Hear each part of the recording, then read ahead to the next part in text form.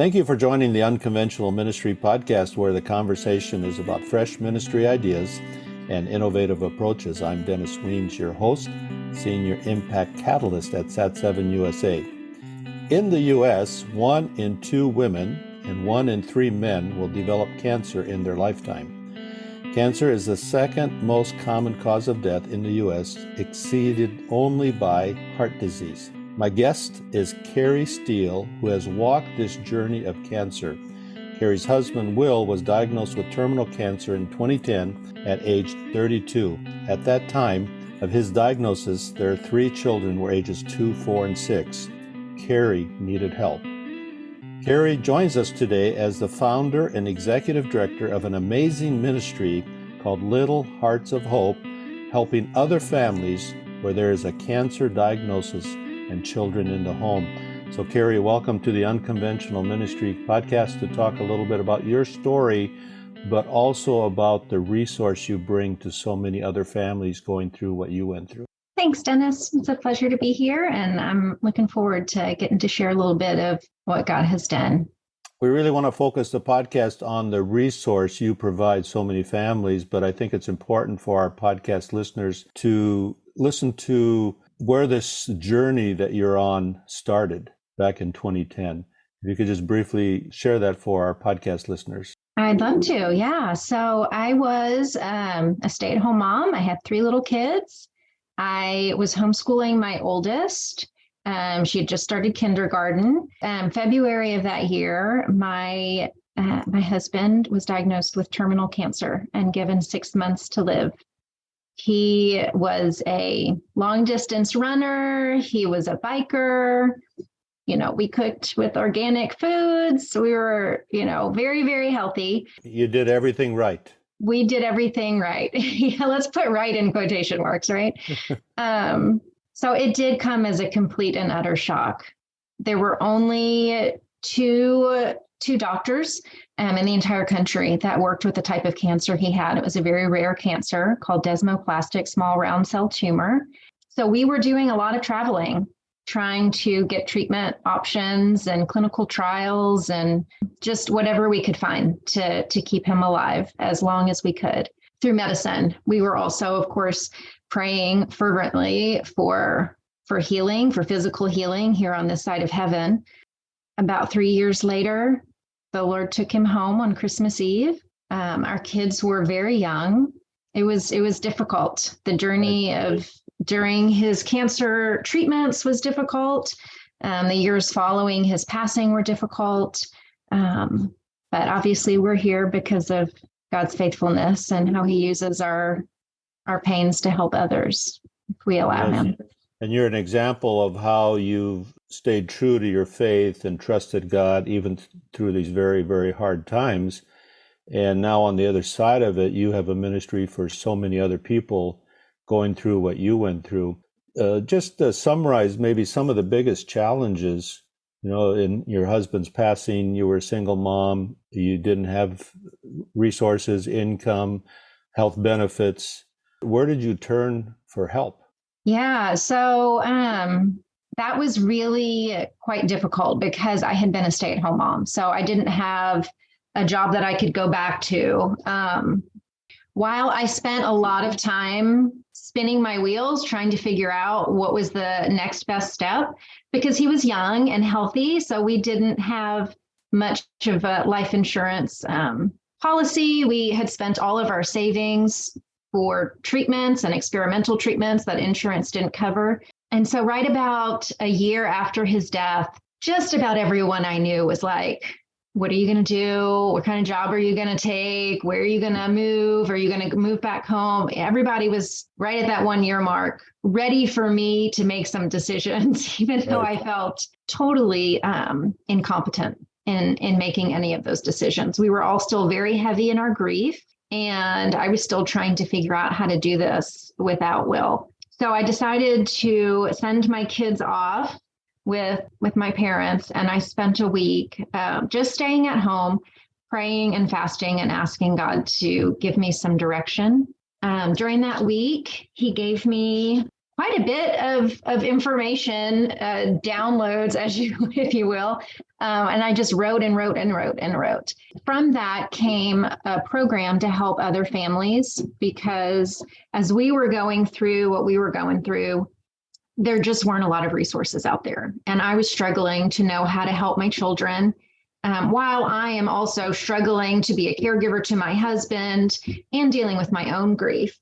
So we were fortunate enough to be able to put the kids into therapy, but that's very cost restrictive to a lot of families, especially for, Will's treatment was 3 years. Most families, it's about 2 years. One of the ideas that I had during this time was for a program to help parents learn how to talk to their children about some difficult topics that come up in cancer treatments. And then also just to teach some very basic emotional intelligence and healthy coping skills. One of the biggest things that God had to really set in my heart was, I can't keep my children from this pain, but I can walk with them through it. I can teach them how to turn to God in the midst of it, instead of trying to pretend like it's not as bad as it is, or to even be on the opposite end of that, completely overcome with grief that I couldn't do anything. Right. And while you were struggling, your kids were going through a lot of processing of their father's death. I know on the website you mentioned sleep disturbances, emotional outbursts, chronic stomach aches, frequent headaches, and many other things. So while you were struggling, your kids were struggling. They were. I think that's part of the story, and I think it's part of how now you do a ministry that not only provides for the parent, but also a great resource to help children process the death in the family. Yeah. So what we do actually is come alongside families before there's actually a passing. So what we want to do is come alongside families while they're going through cancer treatments, to develop those healthy coping skills, to open those lines of communication, to share truth of what God's word says about our emotions, just to build that level of trust that kids feel comfortable talking to their parents about difficult things and have the vocabulary to do so. And for parents to feel comfortable talking to their kids honestly and openly, age appropriate, of course, but just to strengthen trust between parents and children during a really difficult time. I would think that your church rallied around you with a lot of prayer support, but there wasn't really the resources to help children open up in these, have discussions with their parents on emotional issues that they were experiencing. Yeah, I think a lot of people tend to put that into a box that's what you do in therapy, that's what you do in counseling, when in reality, we need to learn how to do that. And like I said before, counseling is very cost restrictive, and a lot of families cannot afford to send their child to therapy, $70 to $120 an hour every week. And that's just if you have one child. So yes, the church did cover us in a great deal of prayer, but I'll be quite honest with you. There was also a lot of damage that was done by people in the church, well-meaning, but coming to us and saying things like, well, your husband must have unforgiveness in his heart, and that's why God hasn't healed him. Or you need to do this celery diet or asparagus diet, and that's what's going to heal your husband. And, part of what I wanted in the mission of Little Hearts of Hope is to combat some of those lies that we are completely in control. The reality is we're not. We can do all the right things. We all have sin in our hearts. That doesn't mean that my husband had more sin than I had, and that's why God took him. It's just not true. And so when we say things like that to people, it can be really, really damaging and hurtful. And Jesus died for all sin. And so I think that sometimes people, well-meaning, can be very, very hurtful. Yeah, and through your organization now, Little Hearts of Hope, it's a resource for the children in the home, but it's also a resource for parents. And I encourage our podcast listeners, if you know people going through cancer, to really think through how you talk to them, comments you make, that your comments aren't hurtful, like Kerri has just expressed. Let's talk about Little Hearts of Hope. God gave you this vision during that week you took off to pray and fast.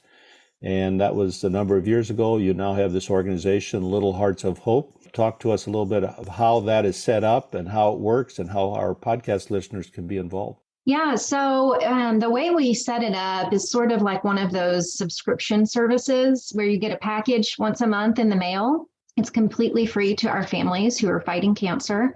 We are funded by fundraisers and grants and private donors, foundations. What I did was I got together with my children's play therapist, their school counselor at their elementary school, and then also the hospice social worker that worked with my kids towards the end of my husband's life. And I said, what are some of the most common emotions? Like, I know what my children went through, but speaking on a different level, what are the things that you see when you work with families who are going through a situation like this? And we narrowed it down to 10 different emotions that are very common for kids. Things you would not expect, like jealousy, abandonment, false guilt. Children tend to be very egocentric. And so if we're not communicating clearly and honestly and openly with them, they're smart enough to know something's going on. Right. And if we don't talk to them about it, they're going to make up what's going on in their head. And that will often, because they're egocentric, revolve around, I did something or I didn't do something. I need to do something better, or I need to stop doing something, and everything will be better. And that's a real disservice to our children, because it creates lies and wounds in their heart that can only be combated with truth. So all of that to say, we do a welcome package that sort of introduces what's going to happen in the program. And we use some therapeutic art books that another nonprofit creates, and we purchase from them. And then the second package they get from us is a general feelings package, where we are showing them where different emotions can show up in your body, what different emotions, like the emotional vocabulary to use when you're having them. And then we go through each of the emotions. Now, the way we have it set up is I have a letter where I talk to the parents about the verses in the Bible that God specifically talks about that emotion, because they're God-given and he gives us instruction. And so that's where we want to go when we're feeling a particular emotion, to give us wisdom in how to handle it, and also comfort, because some of them we can't do anything about, but God is there comforting us through it. So I share scripture verses. I share sort of an anecdotal story that God had used in our journey with cancer. And then we give them two activities. One is a play therapy-based activity. One is an art therapy-based activity. Because we are not therapists, because parents are not therapists, and they're doing this with the kids, it's more of learning how to use creative expression through play and art to deal with our emotions, to communicate our emotions in a way that best suits children. And then at the end of the program, we send them a Bible with a gospel presentation. And our tagline is hope is everything, because when you are fighting cancer, you're really, really hoping for healing. And the reality is that doesn't happen for everyone. Our hope needs to be set in the foundation of who Jesus is and who God is, not in the outcome of our circumstances. And so we send a Bible with verses that have been highlighted, that we've talked about through the whole year. And just encourage families to continue going to the Word of God when things get difficult, because they will. This will not be the only time in their life that things are difficult. That's the program. And it really lays a foundation for other difficulties they'll face later on in life, they'll have a biblically based foundation and a professionally. I appreciate all the professionalism that you've put into these resources. And so you mail a packet out every month, and this goes, if I understood right, 13 months that you walk with these children and their parents for 13 months as they process these different emotions. Is that right? Correct. Yeah. So they get a package once a month for 13 months, and they also get an email or a phone call from me. If they are local, I will often stop and visit them once a month to say, how can we pray for you? What other resources do you need? Because there are a lot of resources out there. And it's really very time consuming and difficult to spend your energy when you have very little and your time to find those for yourself. So it's another way just to help families who are in the pit. So let's get really practical about how this works. If somebody's listening and they know somebody in their church that's going through cancer like this, like you did, they should get on your website, they can sign up, but they should talk to their church about sponsoring one of these 13-month packets. Yeah, sponsorship is great. As you mentioned in the intro, it's an alarming percentage of people who are going to face cancer in their lifetime. It is. And what's even more alarming is the lack of ministries and resources that the church provides for families who are facing life and death. I do feel like it's a mission field in the church that has not been addressed. If half of your congregation or a third of your congregation is going to face cancer, we really have such an opportunity to be the hands and feet of Jesus to people who are questioning, do I believe who God says he is? Do I believe what I say I believe? Who is God in the midst of this great suffering that I'm going through? So yes, sponsoring the packages that go out, sponsoring a child are great ways to help on a small scale. On a larger scale, I really do believe that churches need more cancer ministries, just practical help for families who are fighting cancer, and spiritual help. Because almost every week as we attend church, we hear about somebody else that has cancer, going through cancer, or Right. they've made progress. And so I really encourage you to forward this podcast episode to your church leadership to think about how your church could do a cancer ministry and come alongside so many families, parents, or children. And maybe something your youth group could do in church is to come alongside and maybe even a youth group sponsor a packet for, a member of their children's church or their youth group in church. Yeah, we do lots of supply drives through churches and Boy Scouts, Girl Scouts troops. Even sports teams have done supply drives for us. And then they get together and they package all of those materials together. So give us your website and how people, they get on your website. What's the first tab they should check? Maybe the About tab? Yeah. If you're a family going through cancer, when you go to littleheartsofhope.org, right there on that landing page, there's a button to click to get help. And it's a very simple form you fill out, and I will call you and we will have a conversation about how we can help and getting your children enrolled. If you are someone who's wanting to help, we have a How to Help tab up there. And that is to join us as a prayer partner. That is to host a supply drive. That is to host a packing party, to invite me to share the vision of this ministry at a speaking engagement. Lots of ways to get involved and help. The important thing is take action, do something to make a difference for so many families that are going through cancer. Changing the subject a little bit, did you find that there's county resources available to you or state resources? Yeah, so a lot of the county and state resources that you're going to find for cancer help, number one, they're not faith-based. And right. So because of what we went through and because of who I believe God is, I do believe that's a critical part of reaching families for cancer or with cancer.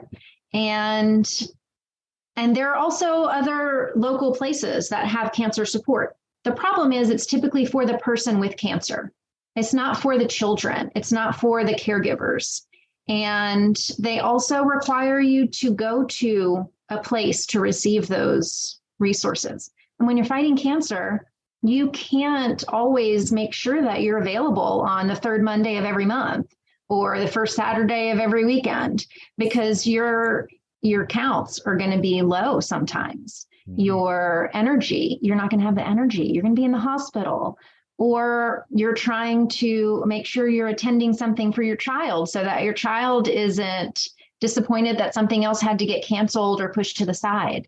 And so I really wanted, and that's why we mail these packages to families, I really wanted to make it feasible for them to do this when it was the best time for them, instead of making them fit on a schedule that worked for me. This really is a compelling command for the church to be proactive and prepare, because people in your church are going to go through cancer. We just looked at the statistics: 1 in 2 women, 1 in 3 men. Right. And families impacted, children are impacted. The local church needs to be ready. And so I encourage you to forward this to your church, start a discussion, start a conversation of how you can start preparing resources. And this would be a great resource as a starting point for helping families in your church, in your community, in your circle of friends, to do something proactively for children and parents. So, Kerri, this is really interesting, and I appreciate how you've walked faithfully this journey that God has given you, and this tremendous resource that you now provide. I think you told me about 100 families are being helped. So we're 100 children. So some families have more than one child. Some families only have one child, but about 100 children a month. And we ship all over the country, all over the United States. And you could do a lot more if there was resources provided. There's far more than 100 children that need this resource. Absolutely. And help do something really intentional and help families, where children are going through this. Yeah. Well, thanks for letting me share my story, Dennis. Give your website again. Yeah, it's littleheartsofhope.org.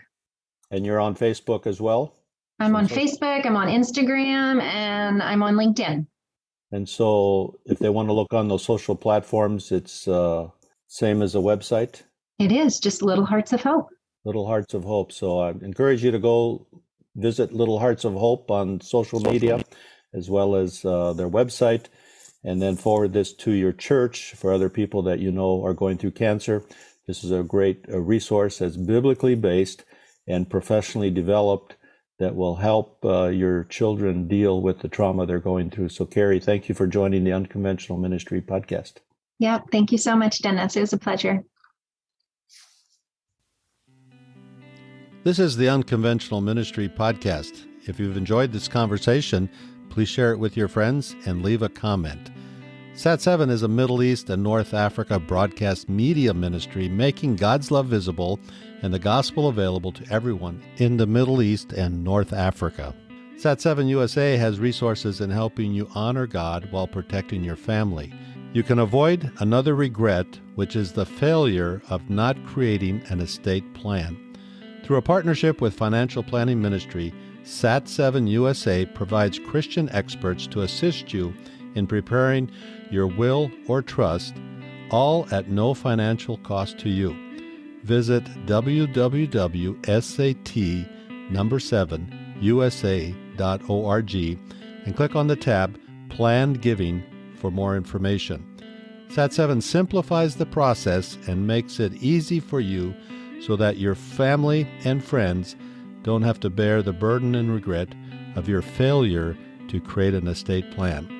Thank you again for joining this episode of the Unconventional Ministry podcast.